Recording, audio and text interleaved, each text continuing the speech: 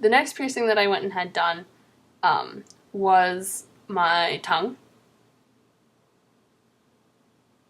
As you can see, the beads on the barbell are 2 different sizes, and that's because I'm going on a trip this summer. In case you haven't heard, I'm going to Japan this summer, and the director of our trip has a rule about facial jewelry that I'm totally breaking by leaving all of my jewelry in, but I promised I'd go and get something small. So you can only see the bottom ball when I talk. And the reason I didn't change it is because I didn't have the money yesterday when I went to the shop. So I just changed the top one to show him how small it will be. And then when I get the money, I'll go in and change the bottom. That's how big the one on the top is now, and that's how big it was before. So it's a lot smaller. I got this done for my 16th birthday. And it hurt. It was possibly... No, I don't think it was the most painful, but it really hurt.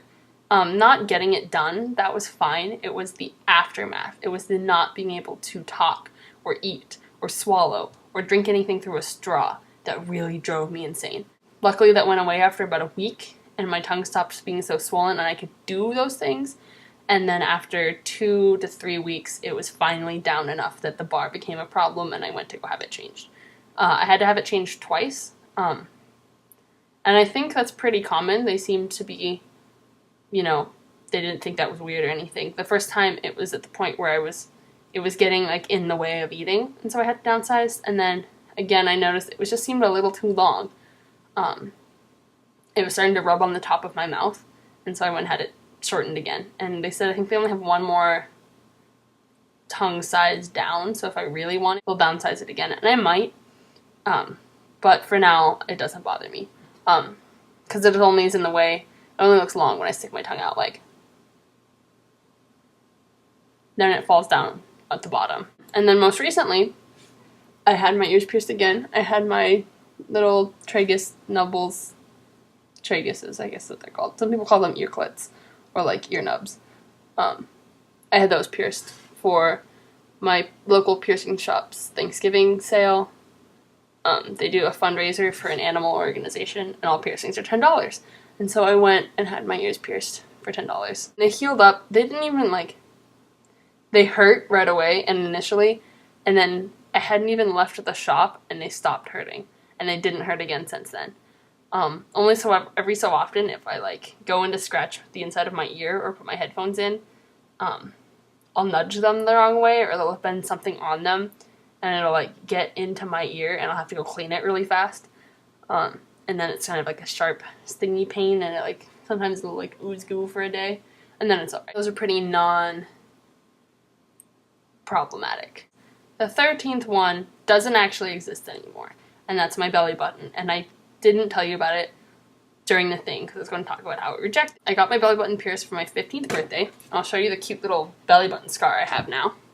So, I don't know how well you can see it, but there's a little pink mark, and the skin here is all nudgy and rigid. But that's where my navel used to be pierced. It rejected about a year after I had it done, to the point where there was no rescuing it. Sometimes when they start to reject, if you clean them and start taking care of them again like they were brand new, they'll re-accept, I guess. They'll stay and not become problematic, but mine just wouldn't. So we took it out and it healed up. And they give, at my piercing shop, free re-pierce cards. So if anything is to happen to a piercing that they've performed, it has to be taken out, it rips out, it starts hurting so bad that you take it out, you decide that you don't want it at that time anymore, but you might want it again in the future, if it rejects, if blah blah blah, any sort of reason that makes you take it out or lose the piercing. You go in there and consult them before you take it out. Always go to them before you choose to take it out. They'll write a re-pierce card and say that, if you ever want it again, they'll re-pierce it for free.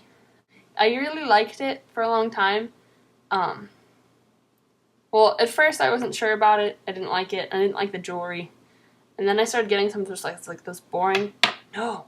Third time it's cut me off. Not okay. Anyway, I got those little itty bitty barbell curved things, and those were neat, and I liked those, and so I would put those in, and I put one of those in. I only had one, and then it rejected like a few months after I got one, and that made me really, really sad because I didn't like it really up until then. And now I kind of want it back, but at the same time, I don't want to like go through the pain of re-piercing it. My piercings and the stories that accompany them broken up by my computer. This was a poor choice. I thought this was going to be awesome because my computer is better at recording and not wibble wobbling than my HD camera.